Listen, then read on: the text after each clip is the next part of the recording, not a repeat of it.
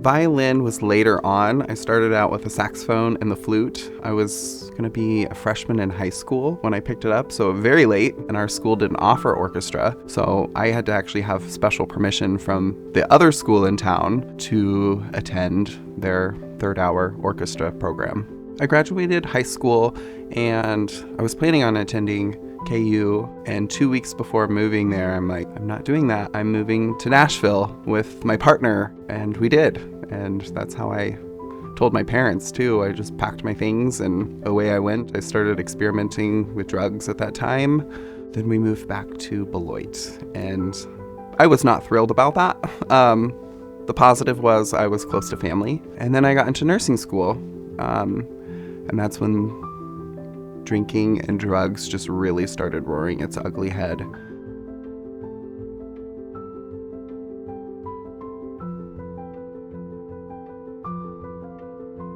I didn't finish nursing school. I caught some charges, possession of fentanyl, and lost that whole career. That was just down the tubes. I was placed on felony corrections. Now I have people watching me all the time. That's when I decided to go to my first rehab. That was by choice. Got out, was still being courtesy watched. Tried meth, quit going to my meetings, quit seeing my corrections officer, and eventually that caught up to me. They know where I live. Like, I'm not outrunning them. So they picked me up and took me back to jail. But they took me to Newton. I did 3 months there at a rehab. I got kicked out of rehab. So my first season with the symphony, I was the very beginning clean, and then I relapsed, and that was a year and a half of hell. By this point, I'd picked up enough of recovery, knowing that this is not right, but I just couldn't stop. Like, I could not stop. All I wanted was to use, because it just numbed all of that guilt that I was feeling.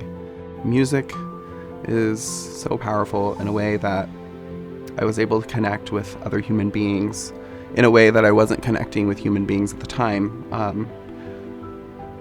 The opposite of addiction is connection. And I didn't leave the house for 8 months. On my last relapse, there was about 8 months time period I did not leave. I couldn't even go outside. I couldn't look at myself in the mirror. I didn't want to talk to people. I did leave for rehearsals. I'd walk there, rain, shine, stormy, icy, with my violin, and I'd sit in a chair and I would play music with other human beings. I didn't have to talk to people, but I could still connect in a language that doesn't use voice. That was the last bit of connection that I had left. I didn't have family. I didn't have friends. I had nothing. That organization saved my life.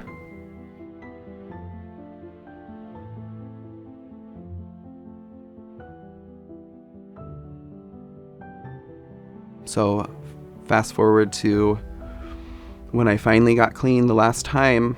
This is the second time that I went to rehab by myself on my own terms without someone forcing me, and it was the last time. I've been clean ever since. That was 5.5 years ago. February 2nd, 2019. It was my 7th rehab. I'd been through it. I could teach the classes they were teaching at a rehab. I knew it. Like, I just wasn't living it. They had given me all the tools, and every single session, the inside was ucky.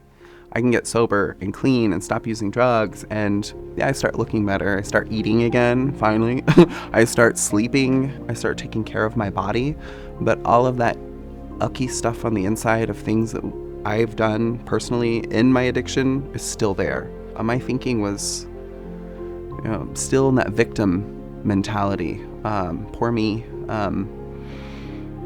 Not everybody has these problems, and it's all about me, and it's very selfish thinking sometimes. Yeah, we can do the work on ourselves, but if we're not connecting and helping other people, we're continually thinking about ourselves. I get outside of myself by playing music.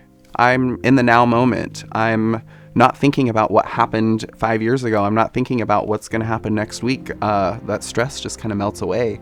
Same thing when you're thinking about others, when you're thinking about your employees or your family or your friends or community, if you're thinking about others, you're not thinking about yourself. And that victim, it kind of switches. And I'm still playing. I enjoy it. Like I'm around a lot of professionals, and I'm more of an amateur. So it's this amazing opportunity to continue growing as a musician, as a community member.